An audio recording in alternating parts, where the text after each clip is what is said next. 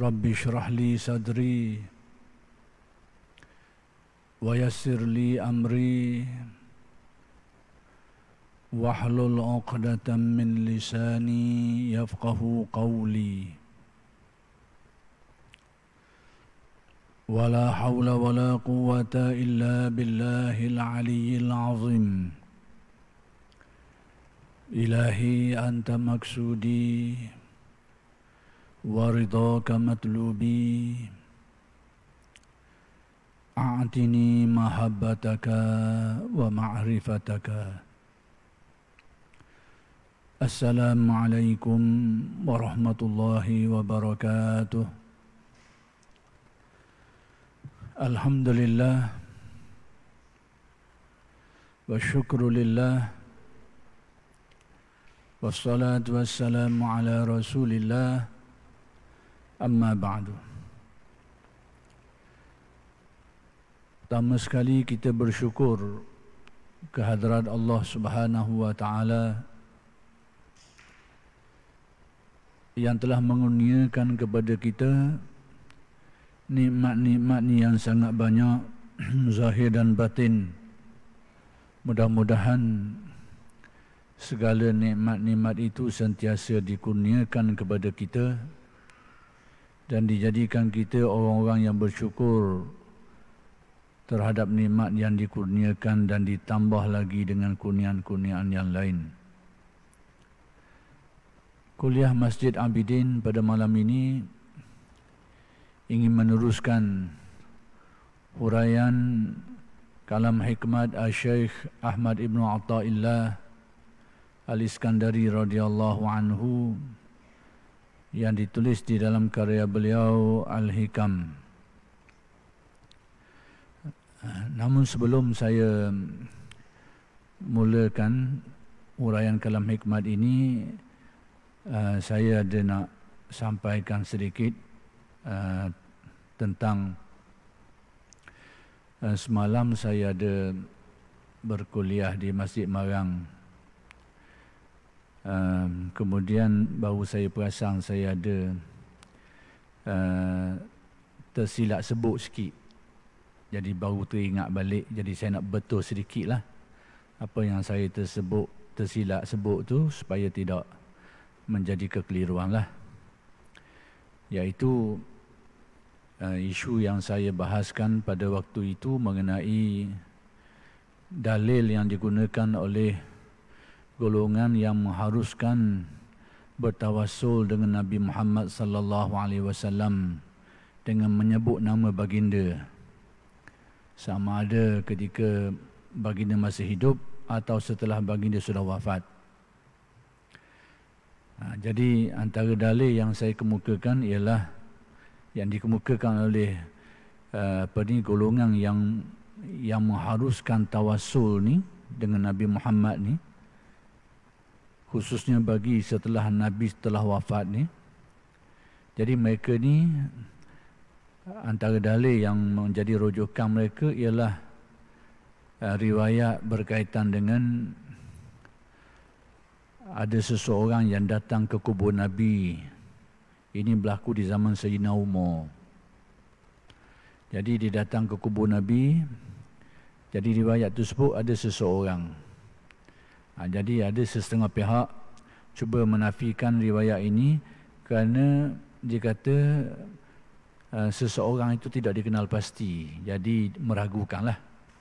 Jadi saya nyatakan bahawa alim ulama yang mengkaji tentang hadis ini, yang membahaskannya, mereka kenal pasti orang yang dimaksudkan dalam riwayat itu. Sekalipun riwayat itu tidak menyebut nama, datang seorang lelaki. Tapi alim ulama yang mengkaji benda ni mengenal pasti bahawa orang berkenaan itu ialah Bilal bin Haris Al-Muzanni. Cuma kesilapan yang saya terbabas sebut tu baru saya perasan lepas tu. Kesilapan saya nak maksudkan lain tapi tersebut lain. Jadi saya perasan lepas daripada tu. Jadi saya kata Bilal bin Haris Al-Muzanni ini ialah orang yang diamanahkan untuk menjaga harta zakat oleh Sayyidina Umar. Itu kesilapan terbabas sikit. Yang saya nak maksudkan tu bukan dia. iaitu Malik Ad-Dari, yakni orang yang meriwayatkan cerita tu. Itu silap sikit ya situ. Ceritanya tetap sama. Jadi kesilapan terbabah sayanya, sedangkan yang saya maksudkan itu adalah seseorang yang bernama Malik Ad-Dari. Ini perawi cerita tu. Jadi dia inilah orang yang diamanahkan oleh Sayyidina Umar untuk menjaga harta zakat. Artinya perawi kisah ni orang yang dipercayai oleh Sayyidina Umar. Jadi dalam kuliah tu saya tersasul, saya tersebut Bilal bin Haris Al-Muzanni tu. Sedangkan Bilal itu orang yang terlibat dengan cerita tu. Jadi dia datang ke kubur Nabi, lalu dia kata, ya Muhammad istasqi liqaumik. Dia kata, istasqi liqaumik innahum qad halaku. Wahai Muhammad, tolong mintalah hujang, yakni tolong doalah kepada Allah supaya diturunkan hujang untuk umatmu ini. Sebab apa mereka ni dah hampir-hampir musnah disebabkan kerana kemarau panjang. Itu kisah dia tu. Jadi nak menceritakan macam mana orang ni datang ke kubur Nabi lalu berbicara dengan Nabi yang sudah mati. Jadi apakah kita anggap orang ni tidak sioman sehingga dia bercakap dengan orang sudah mati? Tidak. Dia ni orang yang tahu dan faham keadaan tu. Sebab tu dia buat macam tu. Jadi dia berbicara, ya Rasulullah, ya istasqi liqaumik, ini mintalah. Tolonglah minta hujang. Doalah kepada Allah supaya diturunkan hujan untuk umatmu ini. Jadi itulah yang dikatakan istighasah, sejenis tawassul. Minta pertolongan dengan perantaraan yang diharuskan, dengan keyakinan yang betul. Apa yang perlu ialah kefahaman dan keyakinan yang betul. Yang benda ni akan jadi salah bila kefahaman dan i'tikad itu salah. Bila seseorang itu beriktikad tentang ketuhanan Nabi Muhammad tu, dia ni seolah macam Tuhan yang boleh tolong, itu rosaklah, syiriklah. Tapi kalau dia faham kedudukan bahawa tidak ada yang melakukan sesuatu itu melainkan Allah, yakni dengan kudrat dan iradatnya, sedangkan kita minta tolong dengan makhluk ni, berwasilah ni atas kefahaman bahawa makhluk ni menjadi wasilah yang diharuskan oleh syarak. Kalau ada kefahaman tu, maka tak ada masalah lah. Jadi yang jadi masalah bila orang dia tak ada kefahaman ni, dia tak ada kefahaman ni dan salah i'tikad dia tu, rosaklah. Perkara yang sama juga kita boleh tengok perbuatan orang yang semayang di depan Kaabah tu. Kalau semayang depan Kaabah tu, secara zahirnya kita nampak macam dia sujud ke batu Kaabah tu lah. Kalau tengok dari segi zahirnya tu, memang dia menghadap situ, dah sujud kat arah tu, rokok dan sujud ke Kaabah tu. Jadi kita nak tahu dia ni guana tak guana, kena tanya dia lah. Orang yang semayang depan Kaabah tu, sekiranya dia berokok dan sujud pada Kaabah dengan mempertuhankan Kaabah, memang syirik lah. Tapi kalau dia kata dia merokok sujud kepada Allah Subhanahu Wa Taala dan berkiblatkan kepada Kaabah yang disuruh oleh syariat, jelas lah, tak ada masalah lah. Jadi atas perbuatan tu kena tengok apa kefahaman dan apa keyakinan dia tu. Itu yang saya nak beritahu lah. Jadi nak betul sikit yang saya tersasul terbabah tu sikit.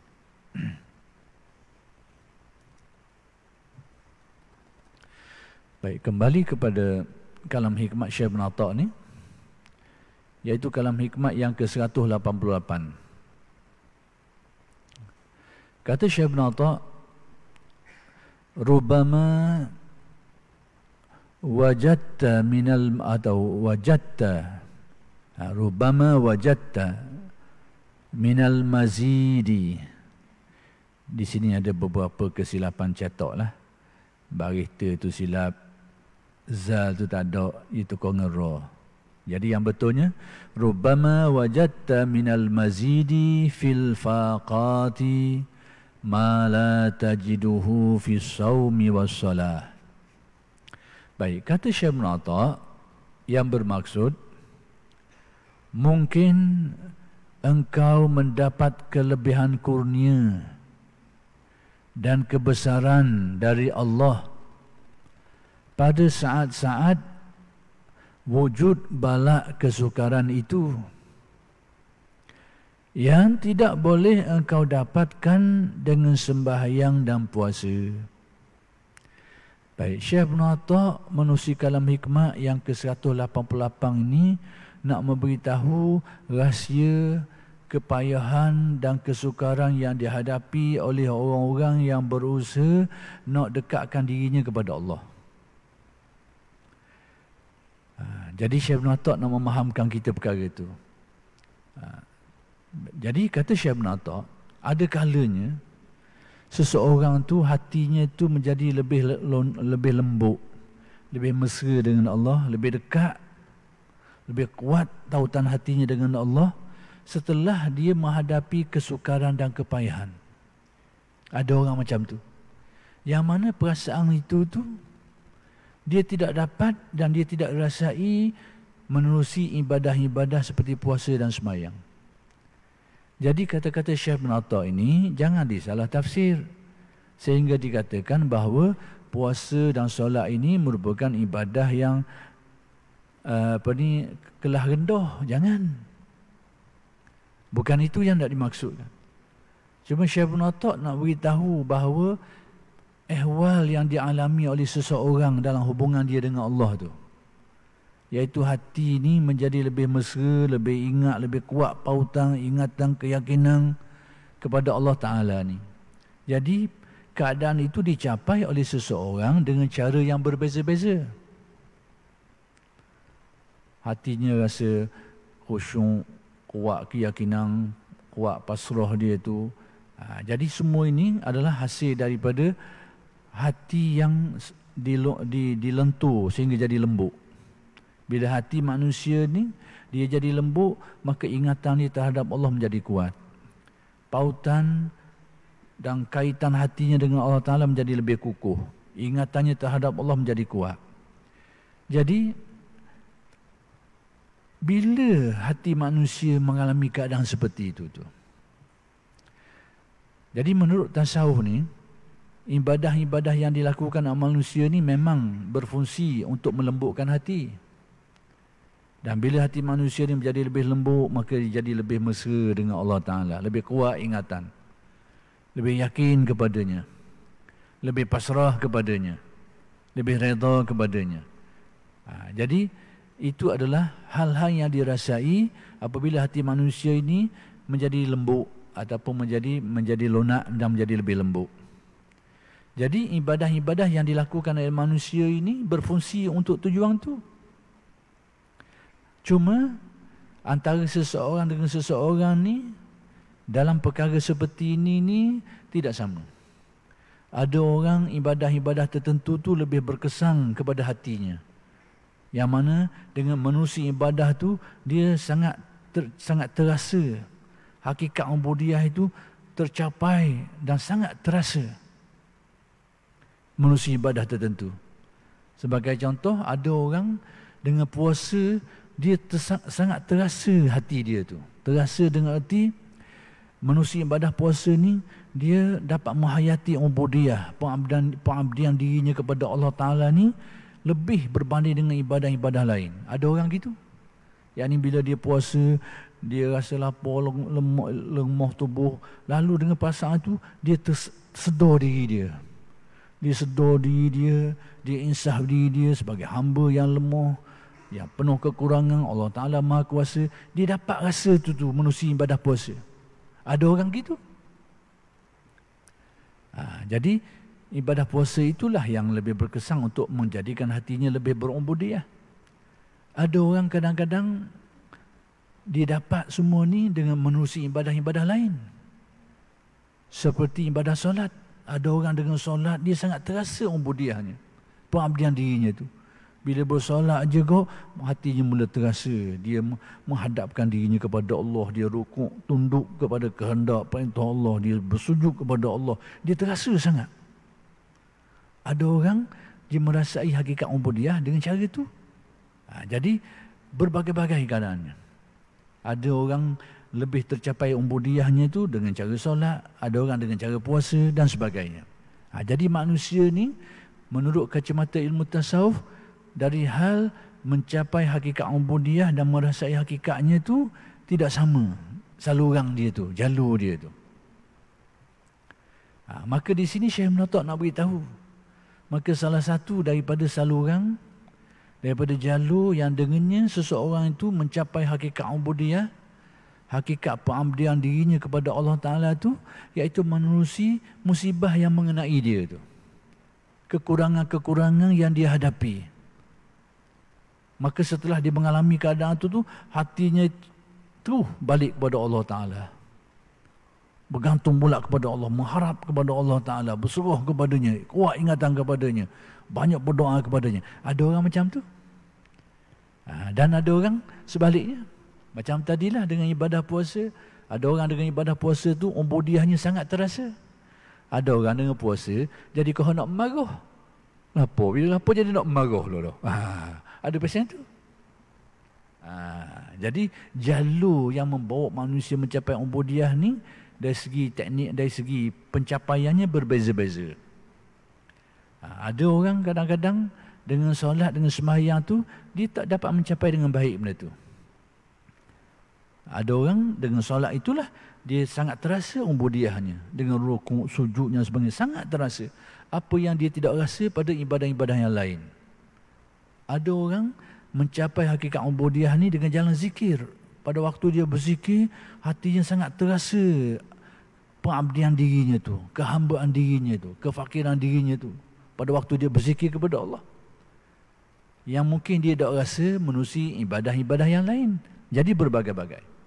Maka di sini Syekh Ibn Atta' menerusi dalam hikmat yang ke-188 ni, Syekh Ibn Atta' nak beritahu ada kalanya. Ingat tu, perkataan ada kalanya. Maksudnya benda ni berlaku, kadang-kadang berlaku, kadang-kadang tak. Ataupun berlaku pada sesetengah orang dan tidak berlaku pada yang lain. Iaitu engkau akan mendapati perasaan ubudiyahmu itu sangat terasa ketika engkau menghadapi kekurangan, kepayahan, musibah. Ada kalanya kau akan merasai hakikat tu, yang mana perasaan itu engkau tidak mencapainya, engkau tidak merasainya dalam ibadah puasa dan solatmu. Jadi ini bukan berarti bahawa solat dan puasa itu rendah martabatnya atau tidak penting atau tidak perlu dilaksanakan. Tidak, bukan itu yang nak diberitahu. Cuma Syekh nak diberitahu bahawa ada kalanya seseorang itu lebih terasa ubudiyah dalam menghadapi kepayahan dan kesukaran. Yang mana perasaan ubudiyah tu, pengabdian dirinya tu, kenal diri tu, dia tak rasa menerusi ibadah-ibadah yang lain. Itu yang Syekh Ibn Atta' nak beritahu kepada kita. Jadi apa motifnya? Apa tujuan Syekh Ibn Atta' nak khabar benda ni? Salah satu daripada tujuan yang Syekh Ibn Atta' nak beritahu kepada kita menerusi kalam hikmat ni, iaitu supaya ini kita ini tidaklah memandang negatif secara total, secara mutlak terhadap kepayahan dan musibah yang menimpa kita. Ada kalanya dengan musibah itulah kadang-kadang hati kita jadi lembut, hati kita menjadi lebih dekat, lebih ingat kepada Allah. Apa yang kita tak capai benda tu pada waktu-waktu lain. Itu yang Syekh Ibn Atta' nak beritahu. Jadi kalau kita tak faham rahsia-rahsia ni, mungkin dalam persepsi kita, musibah-musibah tu, kepayahan, kesukaran tu, kita akan letak negatif semuanya. Tak molek belaka, tak bagus belaka. Jadi Syekh Ibn Atta' nak tukar persepsi kita ni supaya kita tidak begitu lagi. Supaya bila menghadapi kepayahan dan kesukaran, dengan harapan mudah-mudahan kepayahan yang kita hadapi itu, kesukaran yang kita hadapi itu, itulah yang menjadi lorong ubudiyah kita.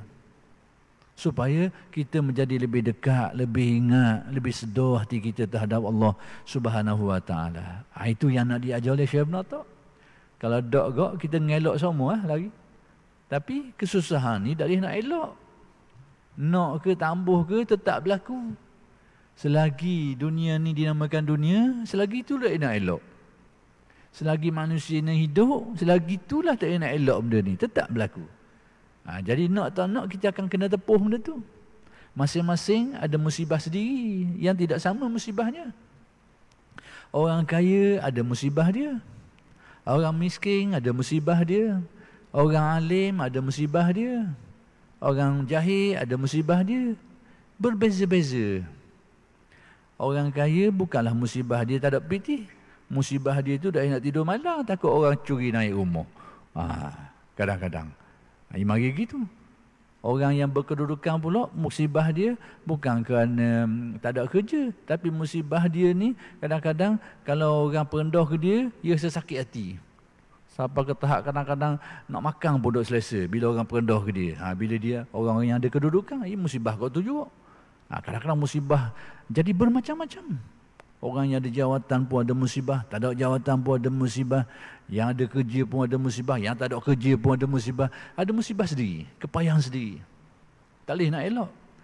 Jadi Syekh Ibn Attab memberitahu kita hikmah ini supaya apa? Supaya paling tidak kalau kita menghadapi musibah itu kita ada pedoman. Kita ada panduan. Iaitu dengan harapan mudah-mudahan musibah yang mengenai kita, yang kita hadapi ini, mudah-mudahan membantu kita untuk menjadi lebih kenal dirinya. Lebih dekat hati kita, lebih mesra hati kita, lebih kuat pergantungan hati kita, lebih sedar hati kita terhadap Allah Subhanahu Wa Taala. Itu yang nak diberitahu oleh Syekh Ibn Attab. Itu satu. Secara umum. Tapi di sebalik apa yang Syekh Ibn Attab ni, dia ada perkara lain lagi yang lebih khusus sikit nak khabar. Saya nak sebut sikit je. Hal lain. Ini bagi orang yang khusus menempuh perjalanan tarekat lah. Tadi itu umum. Apa benda di sebalik yang nak disampaikan oleh Syekh Ibn Attab ni, faedah daripada apa yang Syekh Ibn Attab beritahu kepada kita ni, nak beritahu kepada kita bahawa jalan-jalan yang boleh menyampaikan manusia kepada Allah Ta'ala ni berbagai-bagai dan tidak sama. Ada orang dia lebih dekat kepada Allah Ta'ala dengan puasa. Ada orang dia lebih dekat dengan Allah Ta'ala dengan solat. Ada orang dia lebih dekat dengan Allah Ta'ala, lebih faham tentang Allah Ta'ala dengan zikir dan bermacam-macam. Jadi artinya apa pedomannya? Seseorang itu hendaklah dia memperbanyakkan amalan yang dengannya hatinya itu menjadi lebih dekat dengan Allah. Dalam keadaan dia tidak meninggalkan ibadah yang lain. Contohnya, kalau dengan ibadah puasa tu dia rasa hatinya tu lebih terasa ubudiyahnya. Lebih kuat hati dia tu kesedaran terhadap Allah, ingatan terhadap Allah bila dia puasa, dia lapar ni. Jadi disuruh banyak itu. Tapi janganlah dia tinggal sembahyang pula. Dia buatlah kewajipan sembahyang, cuma dia banyaklah, dia perbanyakkan amalan-amalan yang terkesan di hati dia tu. Sekiranya dia terkesan dengan zikir, maka dia perbanyakkan zikir tu, zikir-zikir tertentu tu. Dalam kadang amalan lain dia buat juga, tapi tumpuan dia mana-mana amalan yang dengannya dia sangat terkesan dengannya. Itu pedoman tasawufnya.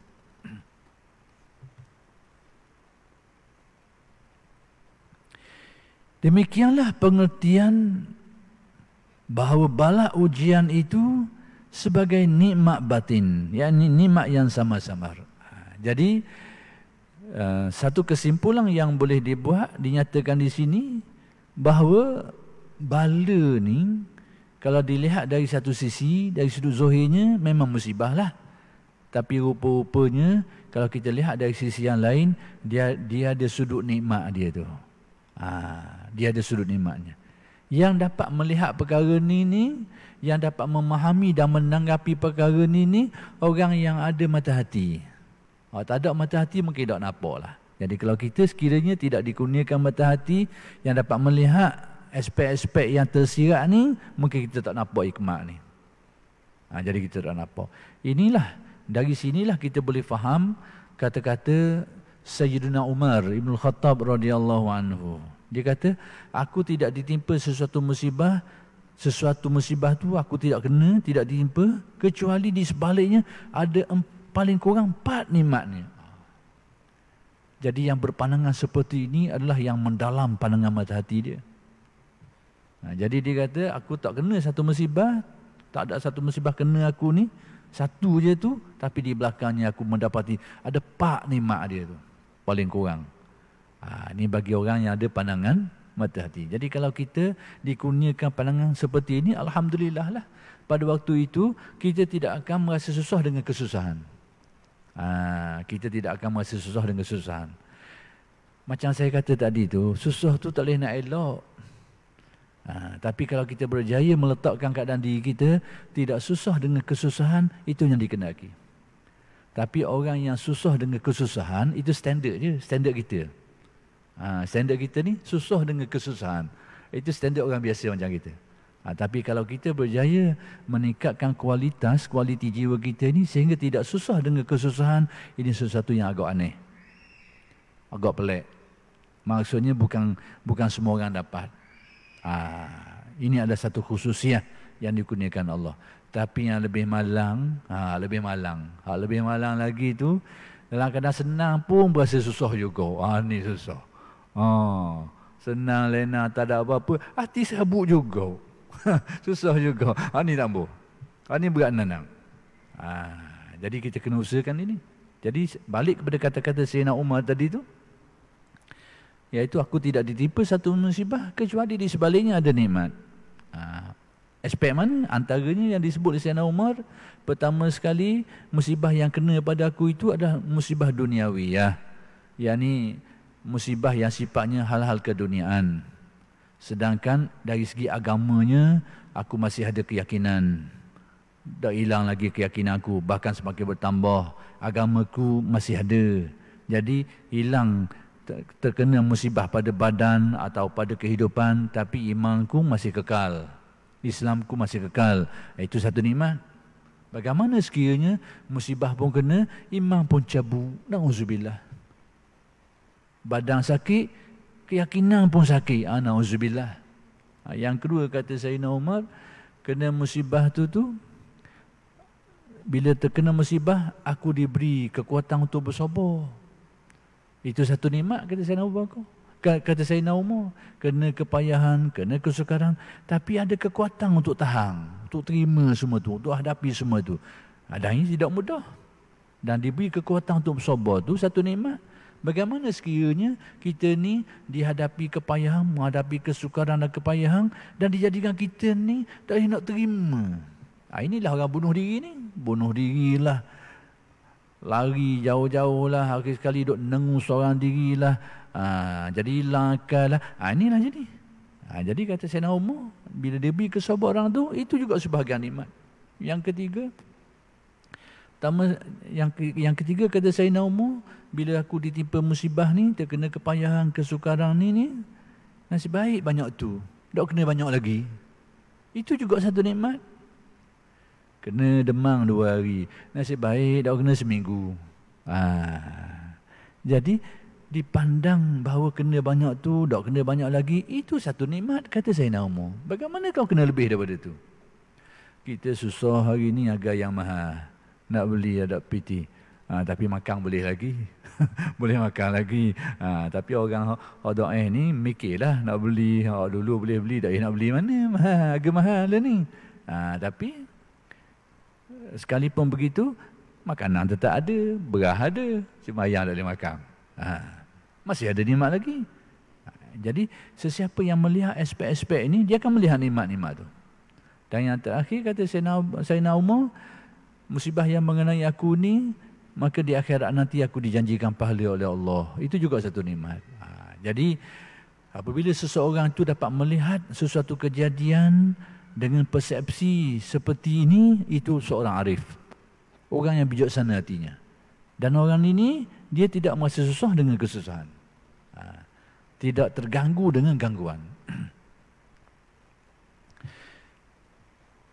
Adapun kalam hikmat Syekh Ibn Atta yang ke-189, habis 188 tu, 189, al-faqatu busutul mawahib. Maksudnya, berbagai macam ujian bala, yakni serba kekurangan itu, bagaikan hamparan untuk hidangan pemberian-pemberian kurnia Allah. Ini sudut pandang tasawuf. Yakni kesusahan, kepayahan, kekurangan yang menimpa tu, ini sebenarnya dia menghamparkan suatu hamparan tadahan yang seolah-olahnya dia menghamparkan suatu hamparan tadahan untuk terima kurnia Allah. Ini sudut pandang tasawuf. Jadi orang-orang yang mempelajari tasawuf, dia faham kaedah ni, iaitu apabila seseorang itu nak diberi sesuatu, ghalibnya dia hadapi kepayahan dulu awal tu. Ada halangan sikit, ada kepayahan sikit. Jadi kalau dia seorang yang arif hatinya, dia tahu ada benda nak mari tu. Bila dia sakok pihak awal tu, ada halangan, ada tekanan dan sebagainya. Kalau dia ni seorang yang arif hatinya, ghalibnya dia akan faham. Seolahnya beri isyarat ke dia, ni mesti ghalibnya ada benda nak boleh ni. Ada benda nak mari ni. Itu sudut pandangan ahli tasawufnya. Jadi mereka ni melihat kepayahan itu adalah seumpama hamparan, seumpama sebab yang seolahnya melayakkanlah ataupun yang memajarkan mereka ni untuk terima pemberian Allah Subhanahu Wa Taala. Sebab tu kita tengok dua keadaan yang berbeza. Ini kita balik pada kisah sejarah sikit untuk renungan bersama. Perhatikan contoh-contoh yang kita nak beri ni. Ini bermanfaat kerana sejarah ni berulang. Sejarah ni berulang. Sebab tu sejarah-sejarah lama ni jangan lupa. Kena baca, kena dengar, kena kaji, kena tengok sebab cerita tu akan berulang. Pelakon lain-lain lah. Tapi jalan cerita tu berlaku. Dalam Al-Quran disebut watilkal ayyamu nudawiluha bainan nas. Hari-hari tu cerita-cerita lama dulu tu dia akan berulang balik. Kisah-kisah tu. Ini kena perhati. Baik, perhatikan. Kita tengok sejarah orang Islam lah senang. Untuk kita perhatikan benda-benda macam ni lah. Dalam perang Badar orang Islam menang. Tapi kalau kita perhatikan bagaimana kondisi, bagaimana keadaan kekuatan orang Islam masa tu, lemah. Orang lemah, senjata kurang. Ditekan lagi, menghadapi kepayahan lagi, menghadapi kesukaran lagi. Tapi Allah Ta'ala beri kecemerlangan, kemenangan. Dia gitu. Tapi cuba banding pula dengan apa yang berlaku di Perang Uhud. Seketika, Perang Uhud, pekat awal tu orang Islam menang. Nabi memerintahkan sekelompok pemanah ni duduk di Bukit Uhud. Jangan lari apa pun. Jadi bila berlaku perang ni, orang Islam memenangi pekat awal. Tapi bila musyrikun lagi, dia tinggal harta rampasan, dia tinggal harta-harta bawa tu. Jadi hak duduk atas Bukit Uhud ni tengok keling tak sedap. Tengok harta yang ditinggal, turun belaka, langgar perintah Nabi. Tak kisah dah. Orang musyrikun temu lagi lah, lari. Tapi lari tu lagi sekat jalan. Kawan ni tengok harta turun, ambil harta-harta. Jadi musyrikun tengok lipat balik, habis kena. Dan kalau kita tengok perang Hunain, lagi nyata dan jelas. Pada waktu perang Hunain ni orang Islam kuat. Musuh yang dihadapi tu lemah. Lemah. Perhati molek cerita ni, perhati molek. Kenyataannya akan berlaku. Akan berlaku. Pada waktu perang Hunain ni orang Islam kuat. Persenjataan, keahlian ramai, persenjataan cukup kuat. Musuh yang nak dilawan tu beberapa kelompok orang Yahudi kecil. Itu pun nepek di sarang-sarang dia, di kubu-kubu dia. Lalu bagaimana? Jadi orang Islam pada waktu itu dia hilang punca. Mari timbul ego, mari timbul sombong, bangga diri, rasa kuat, rasa lebih, mula pandang remeh korang, pandang rendah. Kena sekali orang Terengganu panggil cak rapok, temu lagi. Cak rapok, lari, ibarat kau panggil lari lakau 1000 ni. Sepik dunia ni, ketakutan. Kena perhati ni. Ni kena perhati molek. Berapok temu lagi. Kenapa? Kerana rasa sombong. Mula rasa sombong, mula rasa bangga, mula tak sedar diri. Na'udzubillahi min zalik. Habis kena. Jadi sekarang ni tasawuf nak mengajarkan kita satu konsep bahawa kekurangan, kelemahan itu dari satu segi ada manfaat dia, ada kebaikannya. Sekiranya kesusahan itu, kepayahan itu menjadikan kita lebih ingat kepada Allah, lebih tahqiq ubudiah kita, itu satu kebaikan. Dan dari sisi yang lain, dari segi rahsia tasawufnya, halangan yang dihadapi, kepayahan, kesukaran yang ditempuh itu, dari aspek rahsia sufinya itu sebenarnya menjadi sebablah untuk dapat sesuatu yang lain lagi. Apabila Allah akan memberi kurnia besar kepada seseorang hamba-Nya, tetapi ternyata dari amal ibadat lahirnya tidak mencukupi untuk menerima pemberian itu. Bila Allah Ta'ala ni nak beri, nak kurniakan sesuatu kepada seseorang, tapi amalan yang dia buat tu nampak tak seimbang mana, tak pandang mana. Lalu bagaimana kekurangan itu dipenuhi ataupun dilengkapkan? Maka Allah menguji padanya. Jadi bila Allah Ta'ala nak beri kat dia dengan ibadah yang dia ada tu mungkin tidak memadai, maka Allah Ta'ala melengkapkan itu dengan cara menguji dia. Maka Allah menguji padanya dengan bala, yakni didatangkan kepayahan, musibah, halangan dan sebagainya. Dan di situlah tertimbusnya berbagai dosa. Dengan kepayahan itulah kesalahan dan kekurangan dirinya itu dikifaratkan, dihapuskan Allah. Kemudian dinaikkan ke tingkat yang telah disediakan untuknya itu. Maka dengannya lah dia dilihat ada kelayakan, ada kesesuaian untuk diangkat oleh Allah kepada suatu kedudukan yang Allah Ta'ala nak beri ke dia. Maka demikianlah menurut faham hikmah ahli tasawuf ni. Yang ni bila seseorang tu kadang-kadang bila Allah Ta'ala nak angkat darjat dia, tapi tengok pada amalan dia mungkin tak setara mana, maka antara caranya, antara keadaan yang selalu terjadi atau kadang-kadang terjadi, dia dihadapi kesusahan seketika. Yang mana dengan kesusahan itu, bila dihadapinya dengan sabar, apatah lagi dengan redha, maka dia akan membersihkan dirinya, mengkifaratkan dirinya dan mengangkat, memberikan sesuatu untuk dirinya sehingga dia dilihat sesuai dan layak untuk diangkat ke tempat yang Allah Ta'ala nak beri ke dia tu. Kadang-kadang dengan cara itu. Maka demikianlah kalam hikmat Syekh Ibn Atta yang ke-189. Jadi kalau dapat kita simpulkan daripada kedua-dua kalam hikmat ini, perkara yang nak diberitahu tu adalah mengenai falsafah memahami rahsia di sebalik kepayahan tu, kesukaran yang dihadapi oleh manusia. Bahawa ada kalanya dia bermanfaat dan membantu kita untuk menjadi lebih dekat kepada Allah Ta'ala bagi orang yang berusaha nak mendekatkan diri kepadanya, dan bagi orang-orang dari aspek yang lebih umum lagi kau, dia menjadi sebab kadang-kadang datangnya pemberian dan pertolongan Allah Subhanahu Wa Ta'ala. Adapun kalam hikmah yang ke-190,